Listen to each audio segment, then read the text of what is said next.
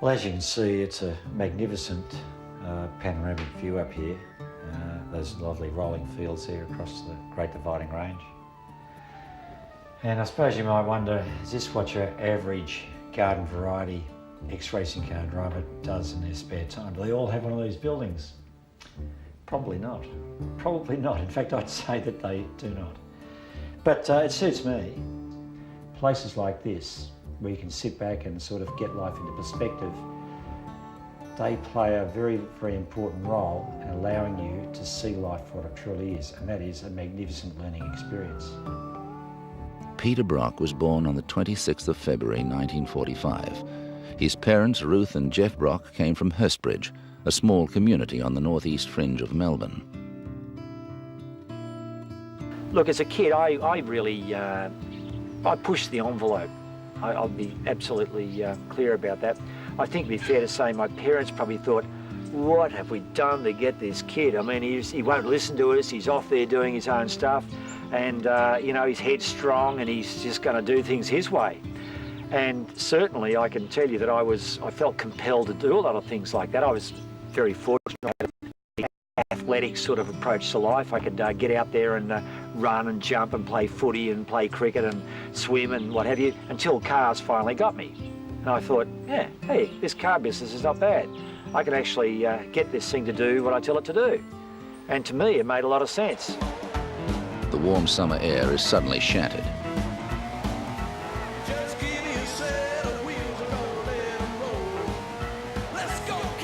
The young man, Peter Brock, knows that at the Gumtree it's a sharp right. Then over the rise, along the old creek bed.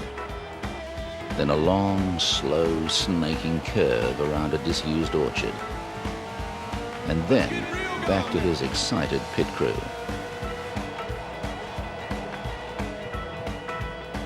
So, as far as I was concerned, the moment that I actually took to driving, I found something I loved doing.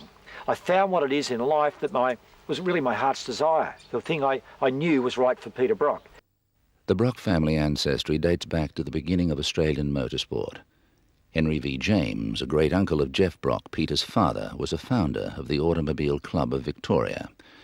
He organised what became the first races on the east coast of Australia. It was those early family ties that captured Jeff's attention towards motorsport, and the fascination filtered through his young family. When I started working for Austin Distributors in Melbourne, which used to be the old Austin Healey agents, and they raced them, I used to go along and take Peter and take the family. And of course Peter would never leave the fence, you know, he'd never be looking for ice creams or anything. He was mad keen. Well, I always knew he'd be involved in some way with cars because he loved them so much. And when he decided to go racing, yes, we encouraged him. We said we would support him. Well, the first noises he made as a baby were almost motor car noises. And then he'd ride his bike, you know, and he'd ride it as though it had a motor in it. And then he went on from that, you know. Started driving on the farm here in the trucks. My dad used to let him drive the truck around. He'd set it going for him. It's too small to reach the pedals, but he'd steer it while Dad hopped up in the back and threw the grass hay out. The Brock boys, Neil, Peter, Lewis, Philip, were all exposed to motorised sport at an early age. But Peter positively thrived on life behind a wheel, and this odd-looking vehicle was his outlet. Believe it or not, this was an Austin 7. Peter, with support from his father, assembled this from some derelict 7s in his spare time.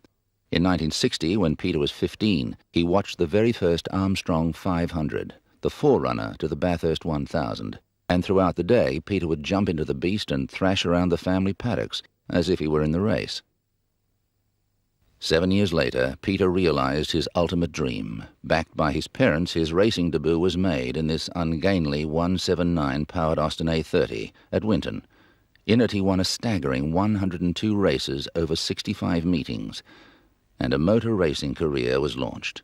We started going to Bathurst, of course, with his first drive, and that was an amazing situation. We had a business in which Peter was involved called the Diamond Valley Speed Shop, and Peter sat at the phone there, I reckon, for 3 weeks, waiting for Harry Firth to ring him. He'd had an interview with him and done a test drive. And of course, when Harry rang, Peter was over the moon, and he popped in on his way to Bathurst with the race car. They drove it there, and of course, the next day we hopped in our car and away we went. And never been there before. Went up the mountain and had a pretty time. But anyway, he came in third, and we were really pleased about that.